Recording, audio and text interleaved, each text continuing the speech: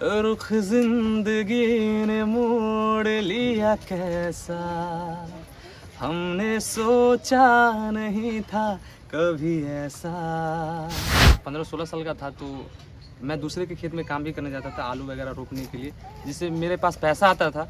मैं उसी पैसा से मैं सीखने जाता था अपना गुरुजी के पास। ये रातें, ये मौसम, नदी का किनारा, ये चंचल हवा।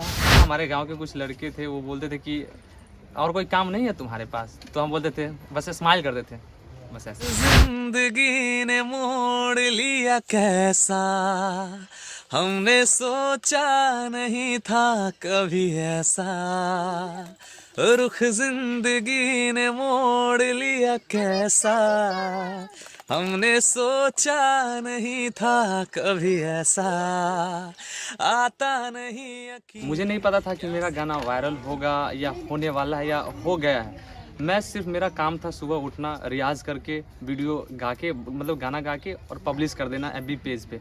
वहाँ से मेरा पता नहीं, एक छपरा ज़िला वाले भैया थे, उन्होंने ट्विटर पे उन्होंने डाल दिया, उन्होंने वीडियो डाला।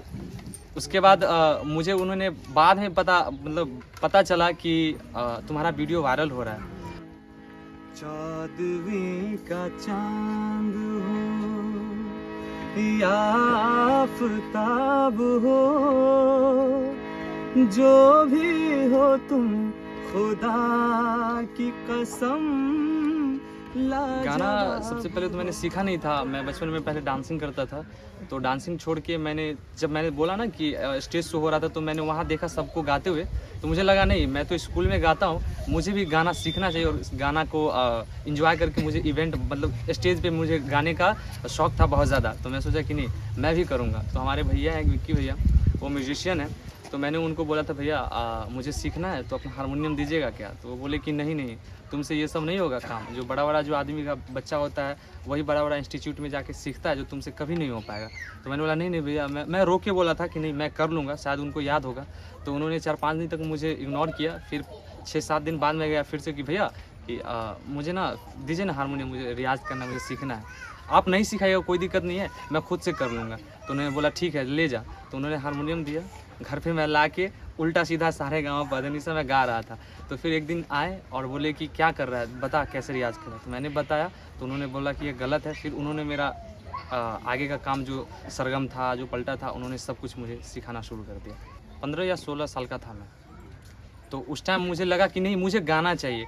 तो फिर मैंने देखा कि अच्छा टीवी पे तो कोई एक्टर गाता है, तो मुझे उतना पता नहीं था कि सिंगर भी होता है, तो मुझे लगा एक्टर गाता है। तो फिर मैंने सोचा कि यार एक्टर बनने के लिए मुझे एक्टिंग ये करना होगा, तो फिर मैंने छोड़ दिया। फिर बाद में पता चला कि नहीं सिंगर होता है, तो फिर मैंने फिर से स्टार्ट कर दिया। अगर मैं सबके सामने गाऊँगा तो सब मुझे गाली वाली ही देते थे, पागल ही बोलते थे। तो इसलिए मैं सुबह इसलिए उठता था जल्दी, ताकि सुबह में सब लोग बहुत लेट से भी उठते हैं, तो मैं चुपचाप अपने गली में जाके बनाता था। और नहीं तो इस वक्त मेरा टाइम था 12 बज रहा है, इस वक्त मैं रेलवे स्टेशन पे चला जाता था, उधर खेत खलियान में जाके मैं गाना बना के अपलोड कर देता था। हमारे गाँव के कुछ लड़के थे, वो बोलते थे कि और कोई काम नहीं है तुम्हारे पास, तो हम बोलते थे, बस स्माइल कर देते, बस ऐसे। मुस्कुराने की वजह तुम हो, गुनगुनाने की वजह तुम हो, जिया जाए ना जाए ना जाए ना, ओरे पिया रे, जिया जाए ना जाए ना जाए ना, ओरे पिया रे। फतेह मूवी है, सोनू सूद सर का है ये। तो उसमें गाने का मुझे ऑफ़र मिला है, सर ने बोला है कि 27 या 28 को मैं मुंबई में रहूँगा, आ जाओ मुंबई। एक गांव के लड़के का नहीं सर, हमारे गांव का, हमारे क्षेत्र का, हमारे बिहार का नाम रोशन हुआ है। मैं तो बस ऐसे ही आम इंसान में से हूँ, लेकिन जो शाहपुर पटोरी है ना, सिर्फ शाहपुर पटोरी एक ही नाम है, ये पृथ्वी पे कहीं नहीं है। तो शाहपुर पटोरी का नाम रोशन हुआ है, हमारे भहुआ गाँव का हुआ है, हमारे बिहार का हुआ है, तो इसलिए मैं बहुत खुश हूँ। मैं दर्दों को पास बिठा कर ही सोऊं, मैं दर्दों को पास बिठा कर ही सोऊं, जो तुझे लगता बारिश है, वो मैं हूँ जो रोऊं। मैं अपना काम पूरा साइलेंट तरीके से करता हूँ, किसी को ज़्यादा डिस्टर्ब ना हो। मैं कभी कभी 12-1 बजे रात में भी हारमोनियम लेके मैं अपना रियाज़ करने लगता हूँ, या तानपुरा बजा के मैं रियाज़ करने लगता हूँ। तो मैं ज़्यादातर लोगों को देखता हूँ कि उसको तकलीफ़ ना हो, मैं उस वक्त कर लेता हूँ। रिएक्शन अच्छा है सर, और मैं कोशिश करूँगा कि मैं अपने गाँव को बदलूँ, क्योंकि हमारे गाँव में भी बहुत सारे टैलेंट है, मैंने देखा है। तो उनके पास ज़्यादा फाइनेंशियल कंडीशन सही नहीं था, तो वो लोग हार मान गए, लेकिन मैं कभी हार नहीं माना। मुझे यकीन था कि मेहनत से सब कुछ बदलता है, अगर हम मेहनत नहीं करेंगे तो मुझे कोई हाथ पकड़ के नहीं लेगा।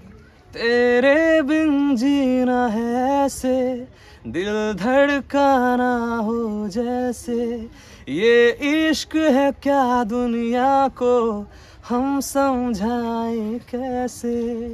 अब दिलों की राहों में हम कुछ ऐसा कर जाएं, एक दूजे से बिछड़े तो सांस लिए बिन मर जाएं। ओ खुदा बता दे क्या लकीरों में लिखा, हमने तो बस इश्क है किया। जब मैं गा रहा था एक स्टेज शो में, तो एकाएक लोग आए और बोले बंद करो। मैंने बंद कर दिया। बोला अब गाओ, मैंने गाया। बोला माइक पे गाओ, माइक पे गाया। तुम ओरिजिनल गाना बजा रहे हो क्या? मैंने बोला नहीं। ठीक है, मैं भी सुनता हूँ। तो उसने म्यूज़िक निकाल के पहले म्यूज़िक सुना, बोला अच्छा अब तुम इसके साथ गाओ। तो उनको यकीन नहीं हो रहा था कि मैं गा रहा हूँ, उनको लग रहा है मैं रिकॉर्डिंग करके उसको वो बजा रहा था। तो वो चीज़ बहुत मुझे याद रहता है, तो इसलिए मैं पहले ही जाता हूँ, तो पहले ही सबको बोल देता हूँ कि देखिए मैं सच में गाता हूँ। अगर किन्हीं को बिलीव नहीं होता तो आके एक बार ज़रूर चेक कर लें।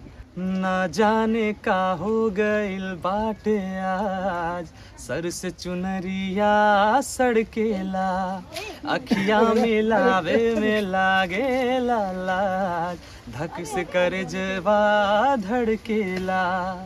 कुछ दिन पहले एक मुंबई से एक सर कॉल किए थे कि तुम शो करोगे? मैंने बोला कि हाँ, इवेंट था शादी का।